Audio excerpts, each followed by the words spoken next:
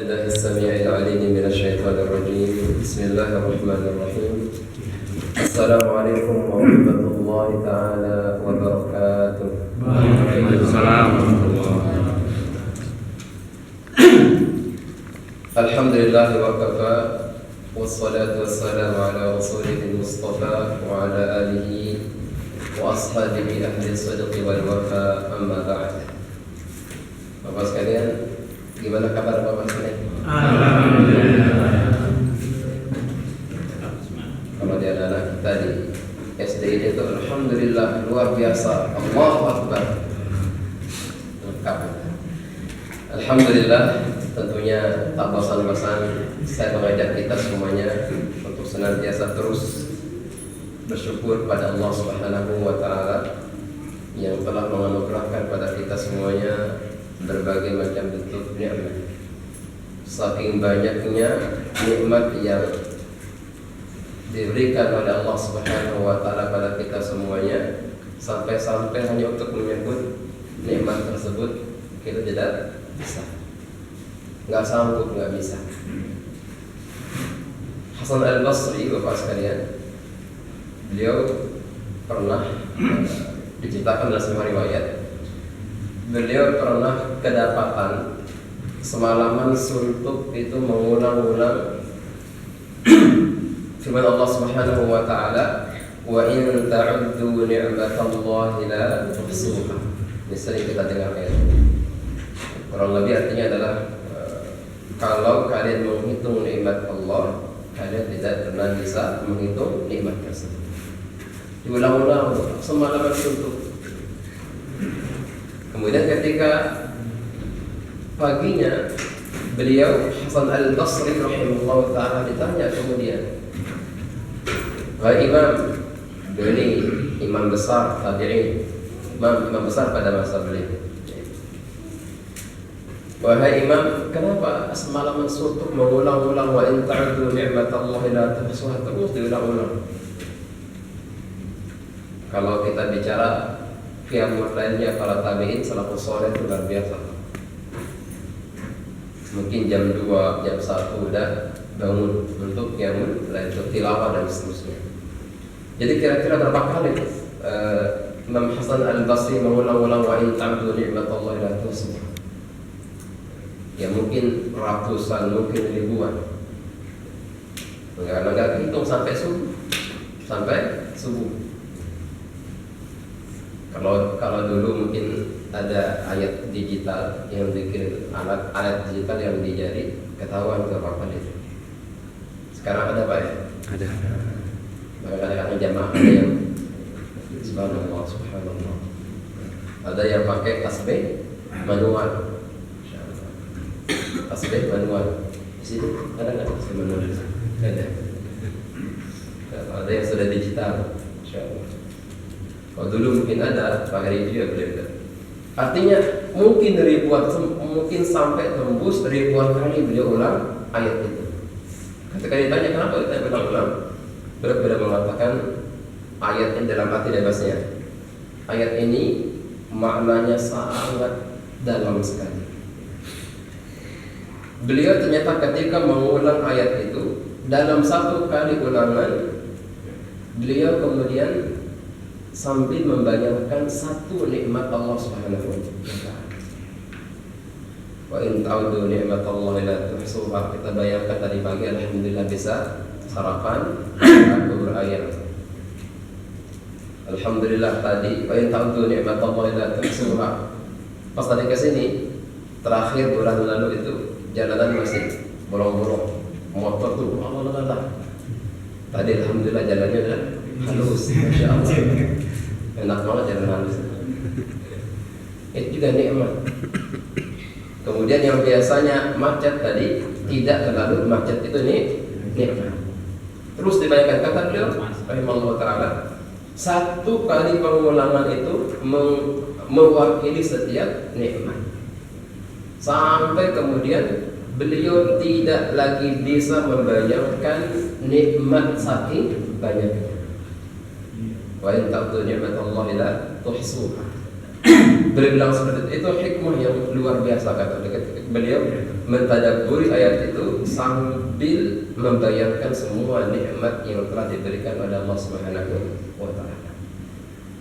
Malam ini Pak, kita sholat maghriban bareng-bareng, nikmat ya Pak?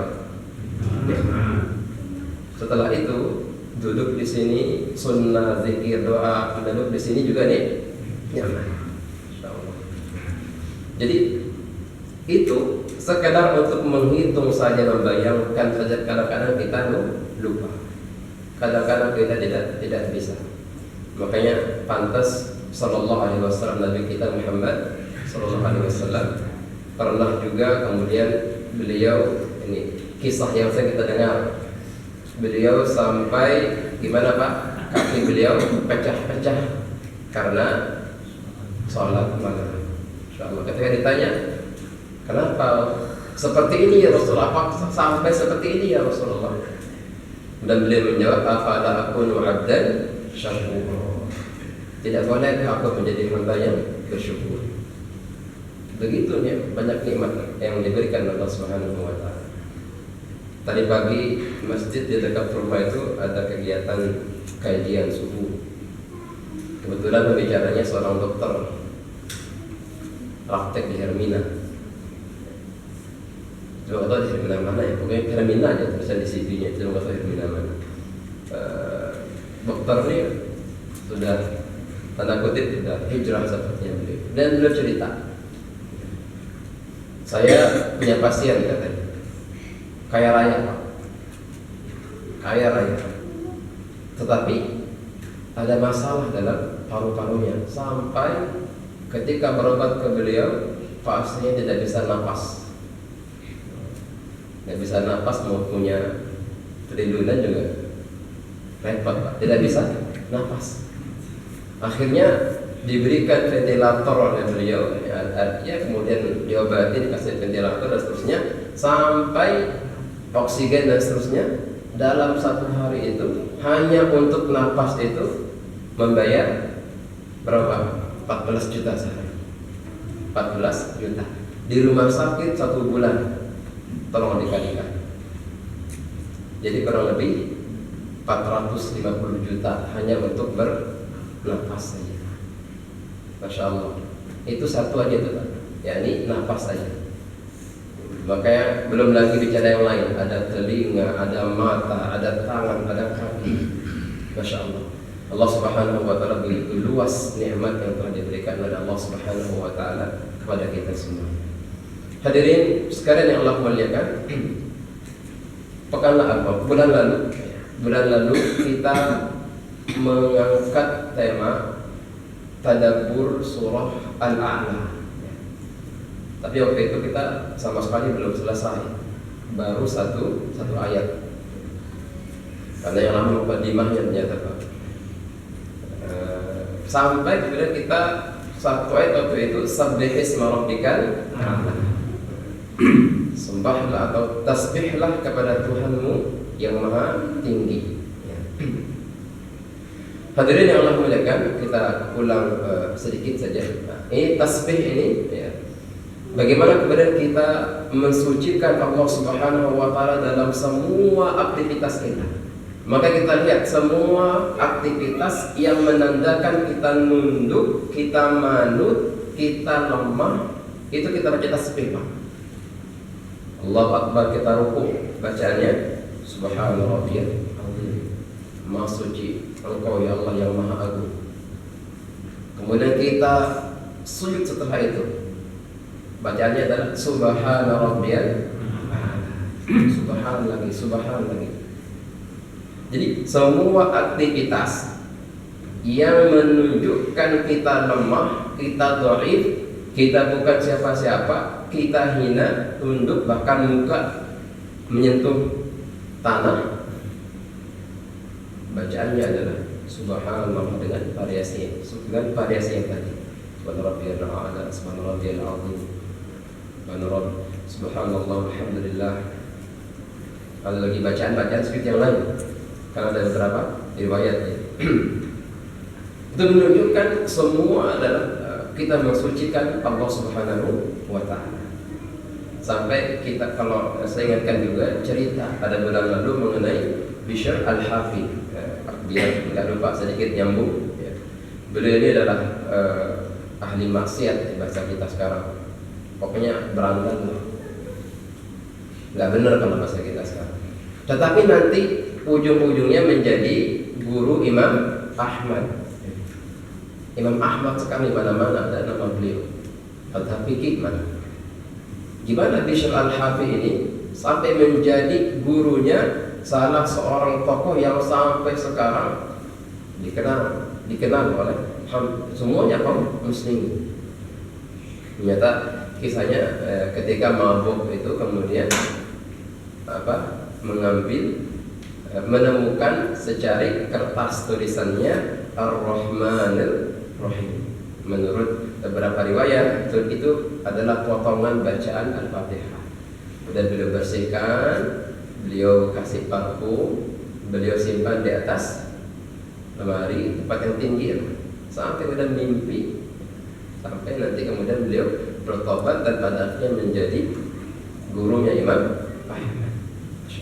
Ya. Dan sebenarnya banyak lagi ya, kalau sekalian kisah orang-orang sebelum kita itu, orang-orang soleh yang tadinya tadinya bukan siapa-siapa Pak,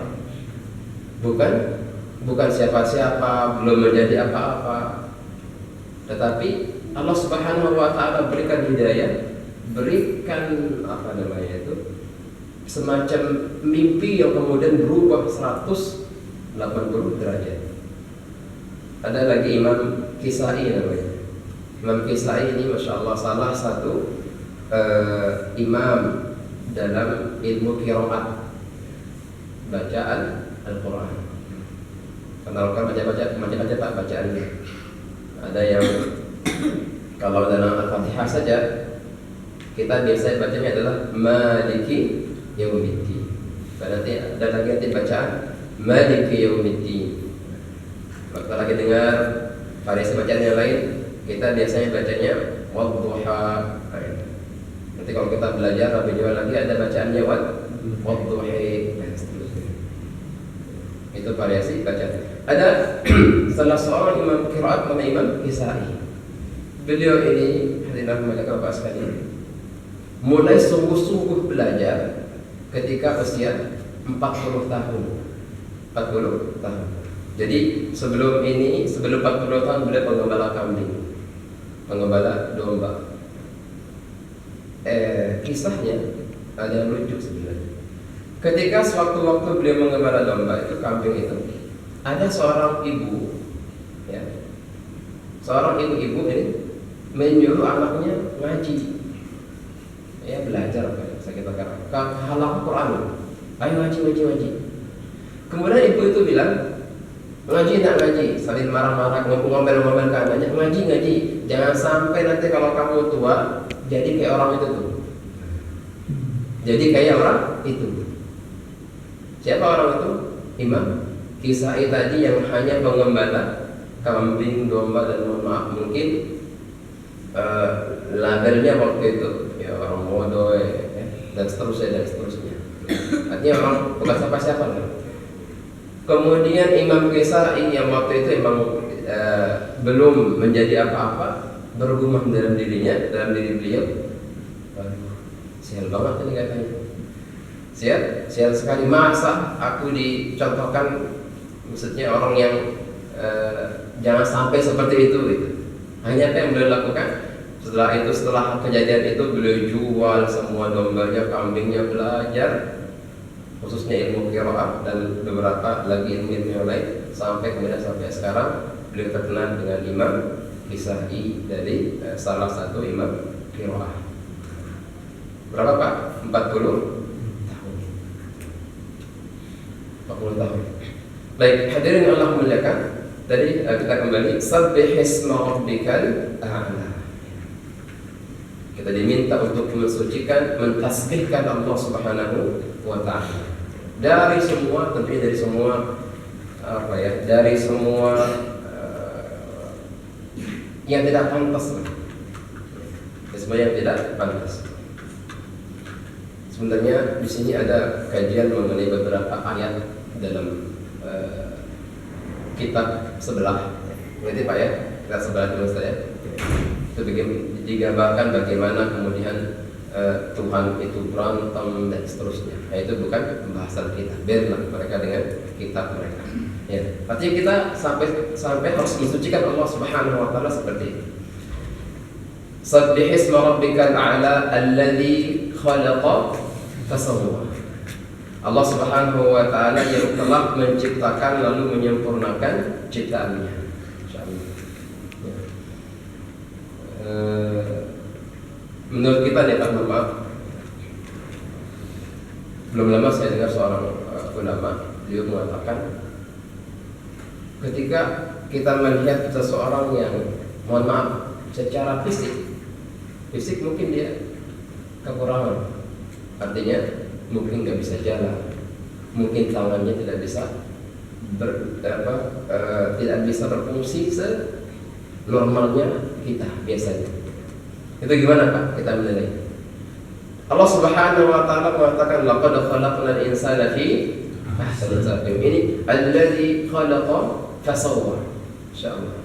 Benar-benar mengatakan itu ketidaksempurnaan yang sering kita sebut ketika kita melihat manusia yang maaf jalan tidak bisa, kemudian bahkan juga mungkin ada sebagian saudara kita yang tidak bisa melihat pas pakai kursi roda dan seterusnya. Itu asumsi ketidaksempurnaan menurut persepsi kita. Biasanya menurut persepsi kita, biasanya orang-orang seperti itu tuh punya kelebihan yang tidak kita miliki. Ada yang namanya viral beberapa sampai sekarang mungkin masih viral anak ini Najah. Pada dengar Pak Najah Pak? Apa ya? Masya Allah, itu jalan nggak bisa, tangannya tidak berfungsi maksimal yang senormal yang kita bisa. Tetapi Masya Allah, tabarakallah, ya, Al-Quran halamannya dihafal, ayatnya dihafal, artinya dihafal, suratnya juga dia tahu. Insya Allah. Kita yang normalnya bisa nggak Pak? Kadang-kadang juz 30 aja kita belepotan, apalagi 30 juz. Insya Allah. Coba saya tes deh sekarang. Insya Allah. Misalkan ketika saya baca Al-Ayat alladhi yukadzibu bid-din, itu apa nama suratnya? Kadang-kadang kita nggak bisa. Itu adalah surat Al-Ma'un. Itu berjuz 30. Sina aja ini dites kemudian dibacakan ayat, silakan lanjutkan. Artinya apa? Ini ayat keberapa? Ini surat apa? Ini halaman berapa? Sebelah kiri atau kanan? Barisnya keberapa? Mungkin secara physically kita menilainya tidak sempurna, tetapi di balik itu, Masya Allah, tabarakallah, ada kesempurnaan yang justru kita yang merasa normal ini tidak mampu, tidak miliki. Alladzi khalaqa fasawwa. Artinya menurut Ibnu Katsir beliau mengatakan sawwa kullu makhluqin fi ahsanil hayat, yang telah menciptakan, menyempurnakan seluruh makhluk dalam bentuk yang indah. Masya Allah. Seluruh makhluk Pak. Jadi bukan hanya manusia. Kalau manusia ditegaskan dalam surah At-Tin tadi, laqad khalaqnal insana fi ahsani taqwim. Ini seluruh makhluk semua. Seluruh makhluk. Misalkan ayam. Menurut kita ayam itu aneh, tapi memang seperti itu penciptaan yang sempurna Allah Subhanahu wa taala. Banyak kan kalau ayam terlalu besar misalkan, gimana kita tangkap sembelih kemudian padi, padi, memang seperti itu penciptaan yang paling sempurna Allah Subhanahu wa taala. Gimana kalau padi yang batangnya susah ditebas, kita makan apa? Sapi atau apa ya? Sapi misalkan domba dan seterusnya. Memang seperti itu penciptaan yang sempurna oleh Allah Subhanahu wa taala. Sapi tidak punya taring, kerbau juga punya taring. Hadirin Allah muliakan. Walladzi qaddara fahada. Sabbih isma rabbikal a'la alladzi khalaqa fasawwa walladzi qaddara fahada. Allah Subhanahu wa taala yang menentukan kadar masing-masing. Artinya ya takdir. Allah Subhanahu wa taala menentukan. Fahada, Allah Subhanahu wa taala juga sudah memberi hidayah. Menurut para ulama, apa yang maksudkan dengan hidayah di sini? Jadi hidayah kita kenal selama ini menurut para ulama ada 3, Pak.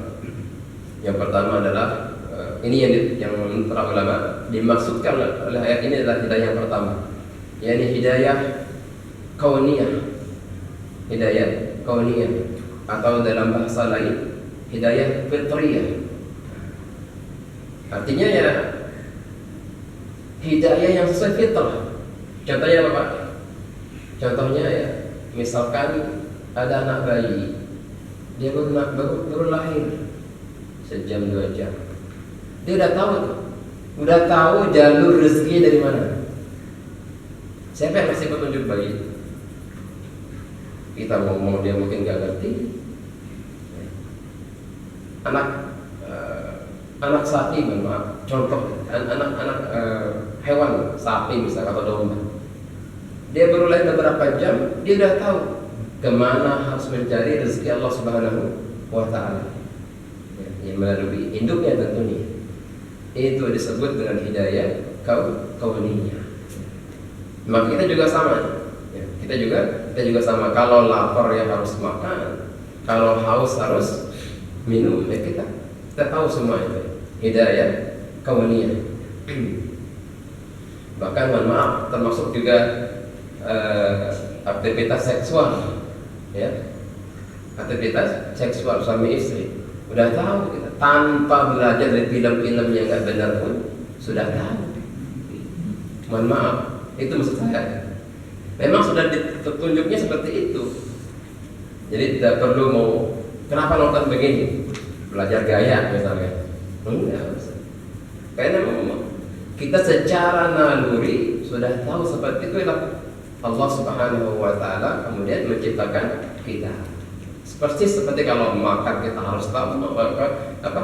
Kalau lapar kita mengerti harus makan, kita haus harus kemudian mengerti harus minum. Allah walladzi qaddara fahada. Walladzi akhrajal mar'a. Allah Subhanahu wa taala kemudian yang telah menumbuhkan rumputan. Faja'alahu ghutsa'an ahwa. Lalu kemudian rumput-rumput itu Allah jadikan kering, lalu menghitam, mati dan seterusnya. Hadirin Allah muliakan. Di sini ayat ini kemudian cukup dalam kita tadabburi, kita maknai. Itu seakan-akan Allah Subhanahu wa taala menyampaikan kepada kita bahwa hidup itu pasti ada akhirnya, ujungnya. Persis seperti rumput tadi. Persis seperti rumput. Lama mungkin dia segar, nanti kemudian timpa sinar matahari kering lalu mati. Maka sama seperti usia kita. Usia kita. Dulu petinju namanya Muhammad Ali misalkan. Ketika masa jaya-jayanya, Masya Allah, luar biasa sehat, segar bugar. Tapi sebelum beliau meninggal, sakit kemudian meninggal sekarang. Ini yang dekat-dekat aja Pak ya. Kalau yang jauh-jauh mah seperti Fir'aun apa juga itu. Tapi yang kita saksikan hidup kita ini lah. Jadi tidak ada yang abadi. Persis seperti rumput tadi, faja'alahu ghutsa'an ahwa. Walladzi akhrajal mar'a, rumputnya sehat, rumputnya segar bugar, tapi ujung-ujungnya faja'alahu ghutsa'an ahwa. Maka sama seperti kita. Makanya dalam surah Ar-Rum itu Allah Subhanahu wa taala menyampaikan, Allahu alladzi khalaqakum min dha'f. Allah Subhanahu wa taala yang menciptakan kalian dalam keadaan lemah. Di sini ada yang bayinya tidak bisa menang bola, Pak. Lemah. dulu ada film Samsul Betawi.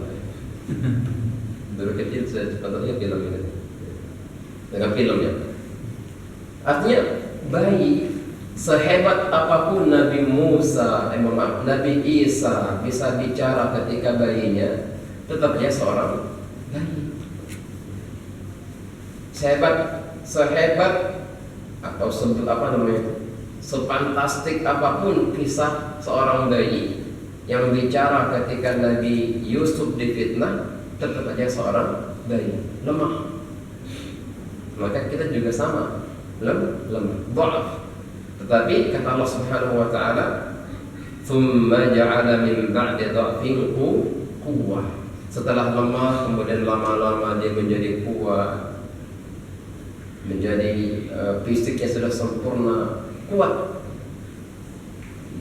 mampu mengangkat beban barbel. Sekarang di gym ada orang yang gym, masya Allah, tubuhnya kekar bugar. Ya memang seperti itu. Memang seperti itu Pak ya, jalur seperti itu jalurnya. Tetapi kata Allah Subhanahu wa taala, ingat, "Tsumma ja'ala min ba'di quwwatin dha'fan wa syaiban." Setelah itu pasti akan melemah bahkan beruban. Insyaallah. Ada yang beruban? Banyak. Boleh enggak Pak Uban cabut? Ada Habis tuh Pak. Kalau banyak habis.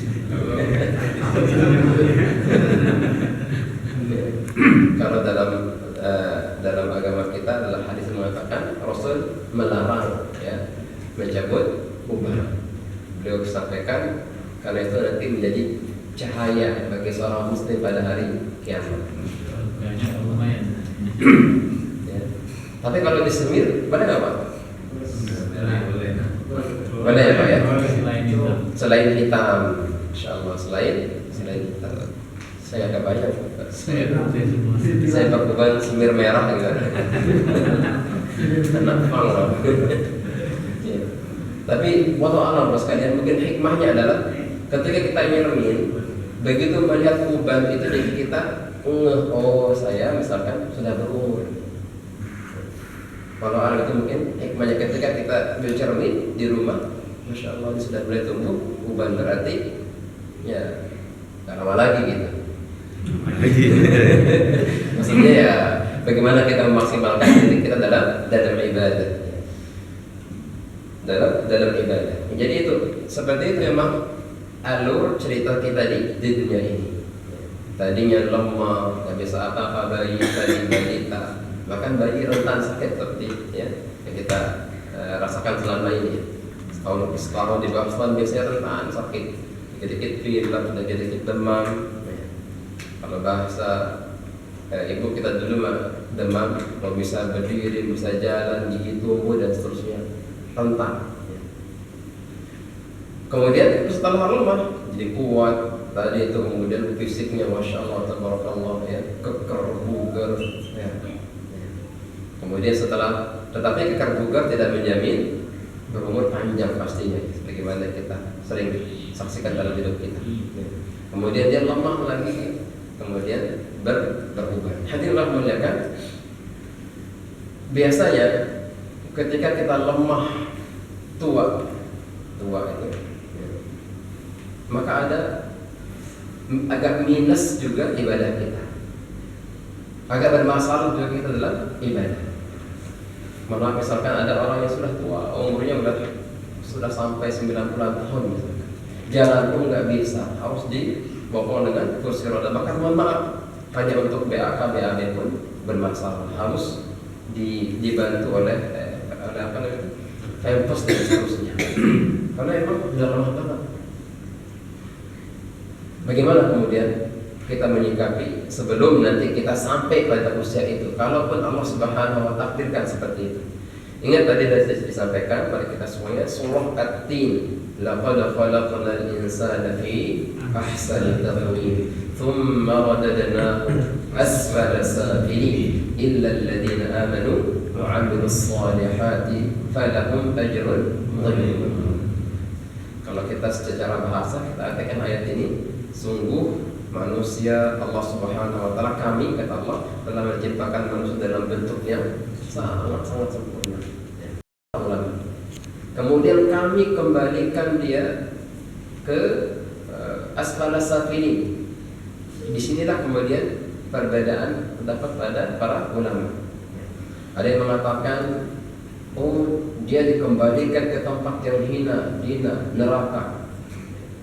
Tetapi kemudian tidak sedikit juga dari ini yang lebih kuat daripada para ulama. Kami kembalikan manusia itu dalam keadaan lemah tua, pikun, penyakitan, pikun. Artinya nggak bisa ngapain, Pak. Tidak bisa ngapa-ngapain. Tetapi di sini kemudian, masya Allah, tabarakallah, ini tadabbur sangat dalam sekali ayat ini. Illal ladzina amanu wa 'amilus shalihat, dimaknai oleh para ulama kecuali orang-orang yang beriman, yang wa 'amilus shalihat, beramal saleh ketika masa mudanya, maka pahalanya terus akan mengalir meskipun masa tuanya tidak bisa apa-apa. Ini motivasi, Pak. Motivasi yang besar sekali bagi kita semuanya. Sekarang pertanyaannya adalah, masa muda itu sampai usia berapa? Ada Pak, ada banyak. Itu ternyata juga kalau kita mengikuti WHO macam-macam tuh pendapatnya, dari masa remaja sekian-sekian. Tapi kalau kita lihat lagi pendapat para ulama, beda-beda juga ternyata. Ada yang mengatakan masa muda itu ujungnya maksimalnya adalah usia 30 tahun.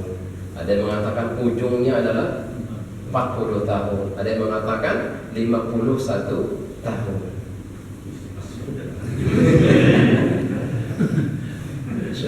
Itu diantara pendapat ya Pak ya. Walau alam bisawab. Yang pasti bagaimana kemudian ketika kita masih bisa sujud ini, mari kita sujud dengan sempurna yang kita bisa. Ketika selama ini kaki masih melangkah, maka semoga kita bisa banyak melangkahkannya ke kebaikan dan berbagai macam tempat-tempat yang baik lainnya. Artinya ketika nanti sampai pada kalau Allah Subhanahu wa taala takdirkan tidak bisa ngapa-ngapain lagi, tetapi karena kebaikan dia masa mudanya tetap tercatat mendapatkan pahala oleh Allah Subhanahu wa taala. Dan ternyata bicara mengenai masa muda ini, masya Allah banyak hadis ya. Agama kita ini memberikan perhatian yang lebih kepada masa-masa muda ini. Misalkan hadis yang lain ya. Maka pada hari kiamat sab'atun yuzilluhumullah, ada 7 golongan yang nanti pada hari kiamat diberikan naungan oleh Allah Subhanahu wa taala. Di mana pada naungan itu, pada hari itu tidak ada naungan kecuali naungan Allah. Di antaranya siapa? Pemuda yang tumbuh ya.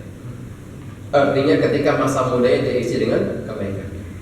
Maka dalam sebuah hadis yang lain Rasulullah SAW menyampaikan wa kama qala innallaha la ya'jabu, saya lupa redaksinya.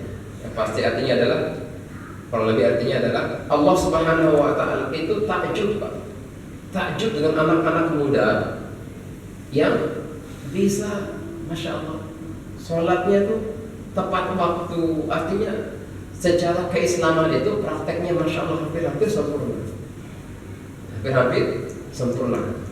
Sholatnya, qiyamul lailnya itu seperti kalau dalam hadis itu mengalahkan hawa nafsunya. Di mana kebanyakan masa muda biasanya anak muda, masya Allah, ya sebagaimana yang kita lihat TV lah. Ya, kalau nggak taburan, ya mohon maaf, ada mungkin istilahnya di motor, macam-macam, segala macam bentuk kejahatan dan seterusnya. Tetapi Allah takdir ada anak muda yang tidak seperti itu. Masa mudanya betul-betul maksimalkan untuk ibadah. Allah takdir. Hadirin Allah muliakan, di sini ada perkataan dari Hayat Al-Andalusi, beliau mengatakan, wa fil hadis idza balagha mi'ah wa lam ya'mal kutiba lahu mithlu ma kana ya'mal fi sihhatihi wa lam tuktab alaihi sayyi'ah. Beliau mengatakan kalau ada orang yang berusia tembus sampai 100 tahun. 100 tahun Pak.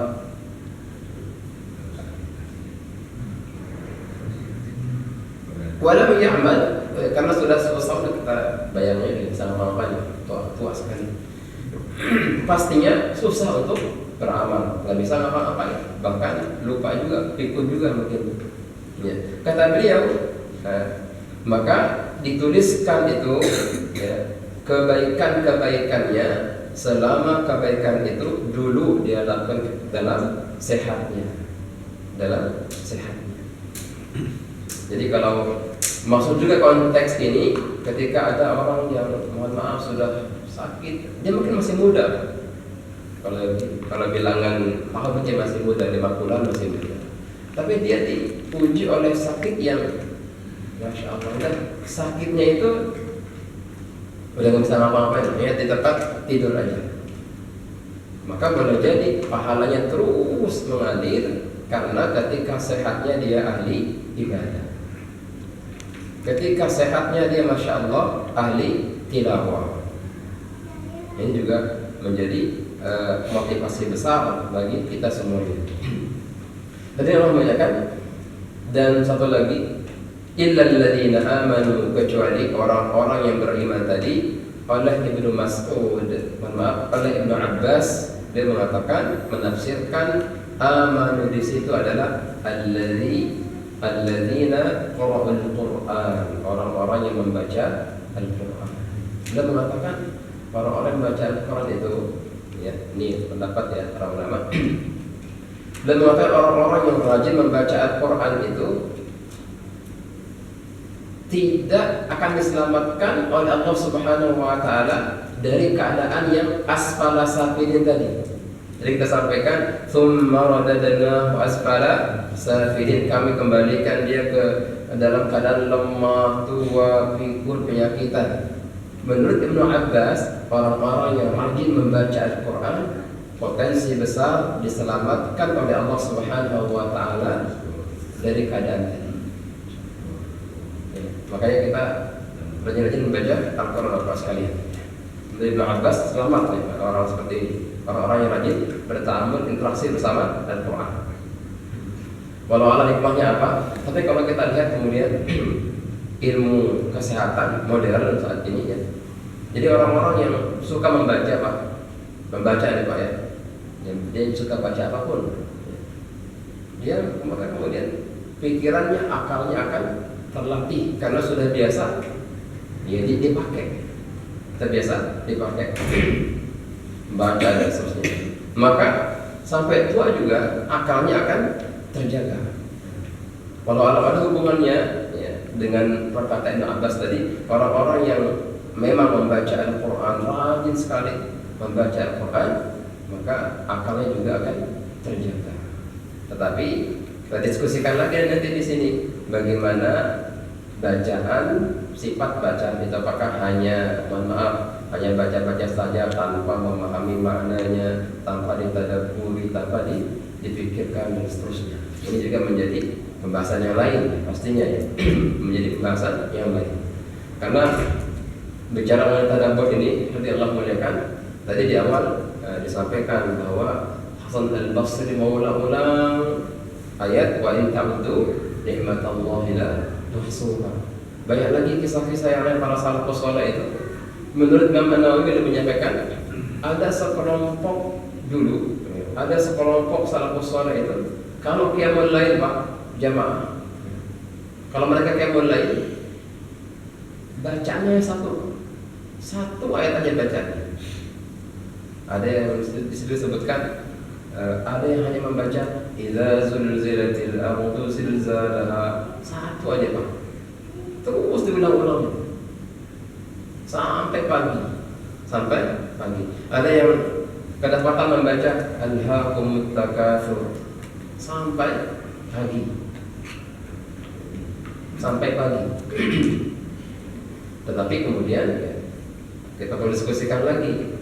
Ternyata hati Allah memuliakan satu rakaat ya, satu rakaat tetapi dengan bacaan yang betul-betul dia jiwai, betul-betul dia tadabburi, jauh lebih baik daripada sekian rakaat tanpa dia pahami, tadabbur, tanpa khusyuk. Ini juga dikatakan oleh para salafus saleh kita. Idza zulzilatil ardu zilzalaha, diulangi terus. Maka nanti kalau bapak sekalian qiyamul lail misalkan diulang-ulang Pak, satu aja nggak apa-apa. Misalkan apa ya Pak? Allahus Samad, Allahus Samad, Allah tempat bergantung sambil kita hayati betul itu maknanya apa. Ternyata para salafus saleh kita seperti itu tadabbur Qur'annya. Ya, kembali ke sini. Illal ladzina amanu, kecuali orang-orang beriman.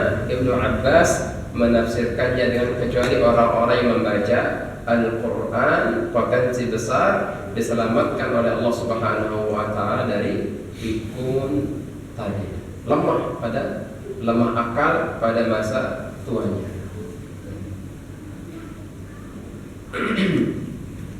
Hadirin ya Allah muliakan. Maka kemudian ayat berikutnya Allah Subhanahu wa Ta'ala menyampaikan sanuqri'uka fala tansa.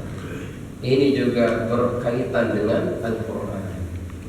Kalau tadi ayat sebelumnya kita sampaikan pada Ibnu Abbas, kecuali orang-orang yang membaca Al-Quran selamat, potensi besar diselamatkan oleh Allah Subhanahu wa Ta'ala, punya peluang dari masa tua yang maaf, yang lemah akal. Maka di sini kemudian Allah Subhanahu wa Ta'ala menyampaikan sanuqri'uka fala tansa. Kami akan membacakan Al-Quran kepadamu wahai Muhammad sehingga kamu tidak akan lupa. Baik. Hadirin Allah muliakan Bapak sekalian. Apa kaitan ayat ini? Kalau kita lihat ayat ini, ya, sanuqri'uka fala tansa. Kalau kita lihat punya perhatian yang lebih terhadap Al-Quran. Artinya begini,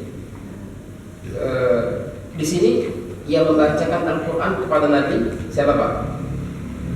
Jibril. Iya Pak.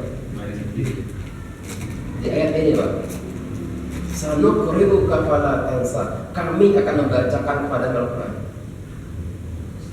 Allah Subhanahu Allah Pak. Jadi Allah langsung yang maha guru yang mengajarkan Al-Quran pada Rasulullah Sallallahu Alaihi Wasallam. Allah langsung, meskipun nanti ya perantaranya ya Jibril tentunya. Tetapi Allah Subhanahu Wa Taala sanuqri'uka fala tansa. Kami yang akan membacakan kepadamu wahai Muhammad ayat ini. Ada sebuah kitab, Masya Allah, tabarakallah, khusus tadabbur Al-Quran. Maka mengenai ayat ini kita tuh mengatakan inilah kemuliaan para pengajar Al-Quran, orang-orang bahkan yang membaca Al-Quran. Allah langsung yang menisbahkan kegiatan belajar Al-Quran, mengajar Al-Quran, membaca Al-Quran langsung pada zatnya Allah Subhanahu wa Ta'ala. Ar-Rahman Allamal Quran. Insyaallah.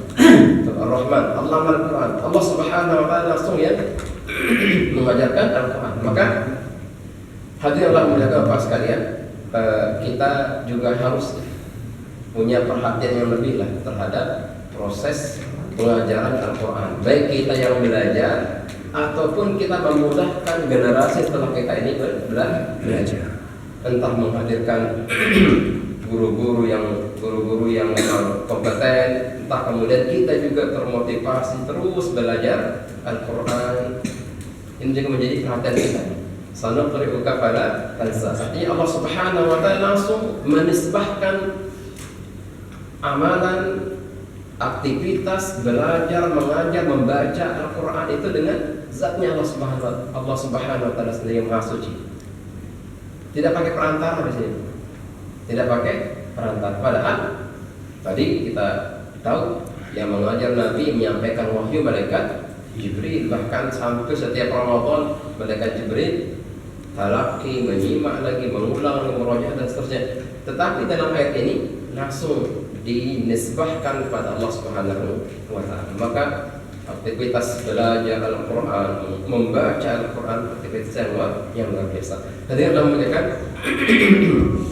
ini ayat yang ke-6 ya. Dan tentunya ada beberapa ayat lagi yang belum kita bahas, sebelum kita coba tadabburi maknanya. Semoga ada satu dua hal yang bisa kita ambil hikmahnya dan kita bisa adopsikan, kita aplikasikan dalam kehidupan kita sehari-hari.